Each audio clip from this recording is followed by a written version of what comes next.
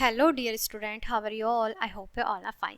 सो बच्चों, आज आपकी एसएसटी की क्लास 5th का चैप्टर नंबर 6 स्टार्ट करते हैं। आपके चैप्टर का नाम है बच्चों मरुस्थलीय प्रदेश। तो बच्चों, मरुस्थलीय प्रदेश के बारे में पढ़ेंगे आज हम, ठीक है। मरुस्थल, सबसे पहले हम मरुस्थल के बारे में जानेंगे। ओके, वे प्रदेश जहाँ वर्ष में 30 सेंटीमीटर से कम वर्षा होती है तथा भूमि रेतीली व सूखी होती है, मरुस्थल कहलाते हैं। यहाँ फसलें नामात्र को पैदा होती हैं। वनस्पति के नाम पर कटीली झाड़ियाँ पाई जाती हैं।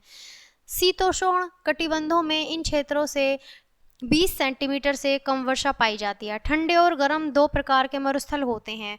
मरुस्थलों की भूमि रेतीली, पथरीली और लवणीय होती है। स्थिति एवं विस्तार, बात करेंगे बच्चों स्थिति एवं विस्तार की। ये प्रदेश उत्तरी और दक्षिणी गोलार्ध में स्थित महाद्वीपों के पश्चिमी भाग में 20 तथा अक्षांश के मध्य पाए जाते हैं। महाद्वीप मरुस्थल, सबसे पहले बच्चों बात करेंगे महाद्वीप मरुस्थल की, ठीक है। महाद्वीप मरुस्थल अफ्रीका, कलाहारी, सहारा व निमीबिया, एशिया, अरब थार, उत्तरी अमेरिका, कलाराडो, एरिजोना, दक्षिणी अमेरिका, अटाकामा मरुस्थल, उत्तरी चिली, ऑस्ट्रेलिया, पश्चिमी ऑस्ट्रेलिया का भाग। अब बात करेंगे बच्चों जलवायु की, ठीक है। जलवायु, इन प्रदेशों में गर्मी में औसत तापमान 52 डिग्री सेल्सियस तथा शरद में शरद मतलब बच्चों सर्दियाँ, शरद ऋतु में 8 डिग्री सेल्सियस, ठीक है, और 15 डिग्री सेल्सियस के मध्य रहता है। जलवायु गर्म तथा उमस से भरी होती है। तटीय भागों में समुद्र की ठंडी धाराओं के कारण तापमान में कुछ कमी आ जाती है, जबकि आंतरिक पठारी भागों में 55 सेल्सियस तक भी तापमान रिकॉर्ड किया जाता है। आकाश बादलों से खाली रहता है तथा वर्ष भर सूर्य की किरणें धरातल पर सीधी पड़ती हैं, जिससे रेत जल्दी गर्म हो जाता है। इसके विपरीत रातें ठंडी और सुहावनी हो जाती हैं। रेत ऊष्म का सबसे अच्छा सुचालक होता है।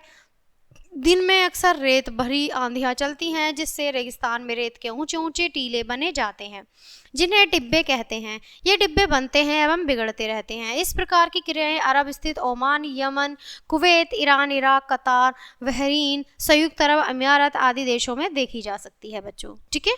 आगे बढ़ते हैं इसी के साथ।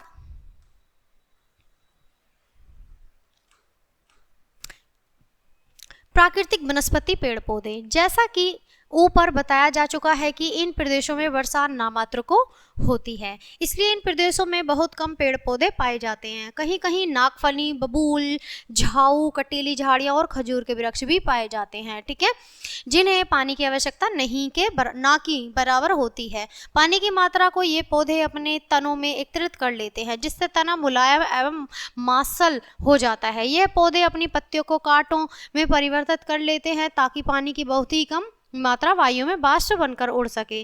जंतु भी कांटों की वजह से इन्हें नुकसान नहीं पहुंचाते, ठीक है। नागफनी, सबसे पहले नागफनी के पौधे को देखेंगे बच्चों। यहाँ पर ये पिक्चर शो हो रही है। नागफनी का पौधा इस तरह का होता है, कांटेदार, ठीक है। यहाँ भूमिगत पानी का स्तर काफी नीचे है, जिससे गहरे कुएं खोदकर पानी प्राप्त करते हैं। मरुस्थलीय कुछ जगहों पर पानी भी पाया जाता है, जिन्हें मरुद्यान कहते हैं, ठीक है। मरुद्यानों के पास यहाँ के कृषक थोड़ी खेती भी करते हैं। यहाँ कृषक गेहूं, ज्वार, बाजरा, मक्का, कपास आदि की खेती करते हैं। अब बात करते हैं जीव जंतु की बच्चों, ठीक है। जीव जंतु, भोजन में पानी की कमी के कारण मरुस्थलों में जीव जंतु बहुत कम मात्रा में पाए जाते हैं। चारे की कमी के कारण यहाँ दूधारू पशु, गाय, भैंस आदि को कम पाले जाते हैं, परंतु गधे, घोड़े, भेड़, बकरियां, ऊंट आदि को बड़े पैमाने पर पाला जाता है। गजेल, आरिक्स, चींटी, खौर, बड़ी छिपकली आदि सरीसृप भी पाए जाते हैं। ऊंट को रेगिस्तान के जहाज के नाम से जाना जाता है बच्चों, रेगिस्तान में, ठीक है। यह मरुस्थल में परिवहन का मुख्य साधन है, क्योंकि इसका शरीर मरुस्थलीय वातावरण के अनुकूल है। इसके पैर में रेत में आसानी से नहीं धंसते, इनमें गद्दियां होती हैं। साथ ही यह 15 दिन तक पानी अपने कुबड़ से अपनी थैली में एकत्रित कर लेता है। बच्चों, ये जो कुबड़ होता है यहाँ पर, ठीक है, ऊंट का, इसमें क्या होता है, ऊंट अपने इस कुबड़ में पानी को एकत्रित कर लेता है, उसको इकट्ठा करके उसे मतलब आगे के लिए रख लेता है, ठीक है। और पैर जो होते हैं बच्चों इनके गद्देदार होते हैं, जिससे कि रेत में वो धंसे नहीं। ठीक है। ऑस्ट्रेलिया के मरुस्थल में शुतुरमुर्ग नामक पक्षी पाया जाता है, जो सबसे बड़ी तथा ताकतवर चिड़िया है। यह बहुत उपयोगी जंतु है। बात करते हैं बच्चों मानव जीवन की। ठीक है।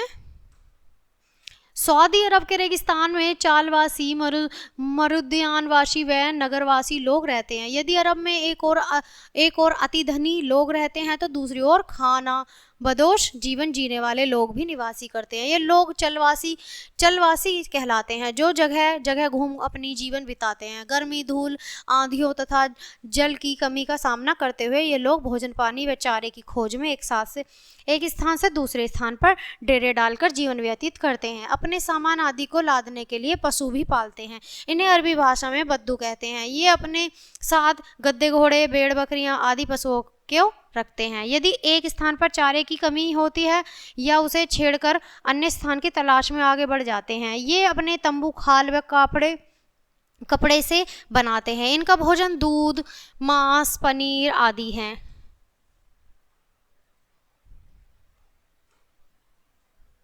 भेड़ों व ऊँटों को प्राप्त ऊन से बने वस्त्रों, गलीचों व रस्सियों को बेचकर ये पैसा कमाते हैं। ये पशुओं की खाल से वस्त्र, जूते व जल भरने के लिए मशक भी बनाते हैं। ये पशुओं और पशुओं से मिलने वाली वस्तुओं जैसे खाल, दूध, पनीर, ऊन, हड्डियां, मांस आदि का व्यापार करते हैं। मरुद्यानवासी इन्हें बदलने में अनाज, खजूर, नमक आदि वस्तुएं देते हैं। बद्दू लोग लंबे, ढीले तथा पांव तक फैले चोगे पहनते हैं। सिर पर पगड़ी या बड़ा रुमाल बांधते हैं, जबकि बद्दू स्त्रियां वस्त्रों के साथ साथ आभूषणों की बड़ी शौकीन होती हैं। अफ्रीका के कलाहारी मरुस्थल में वुशमैन जनजातियां पाई जाती हैं, जो शिकार पर निर्भर करती हैं। ये लोग काफिला बनाकर यात्रा करते हैं। काफिला कहते हैं बच्चों ऊंट पर यात्रा करते हैं, और ऊंट जो एक लाइन में रेत में चलते हैं उसे काफिला बोलते हैं। ठीक है। खनिज एवं उद्योग। दक्षिण पश्चिमी एशिया के मरुस्थलीय क्षेत्रों में अब अटाकामा, मिसोरा व पश्चिमी ऑस्ट्रेलिया की सोने की खानों से सोना निकालने का कार्य होता है। सऊदी अरब के देशों में खनिज तेल के विशाल भंडार पाए जाते हैं। इसके साधन पेट्रोल, डीजल, मिट्टी का तेल, वैसलीन इत्यादि प्राप्त होती है। तेल उद्योगों के अतिरिक्त यहाँ पेट्रोल, केमिकल, लोहा, इस्पात, रासायनिक खाद, सूती वस्त्र उद्योग, चमड़ा, साबुन, हस्तशिल्प तथा संरक्षित भोजन आदि के उद्योग भी विकसित अवस्थाओं में लगे रहे हैं। सऊदी अरब से तेल का निर्यात बड़े पैमाने पर किया जाता है। भारत भी सऊदी अरब से तेल का आयात करता है तथा बदले में मांस, सब्जी तथा मछली आदि का निर्यात करता है। सऊदी अरब का आधुनिकीकरण का आधार तेल के निर्यात से होने वाली आय है।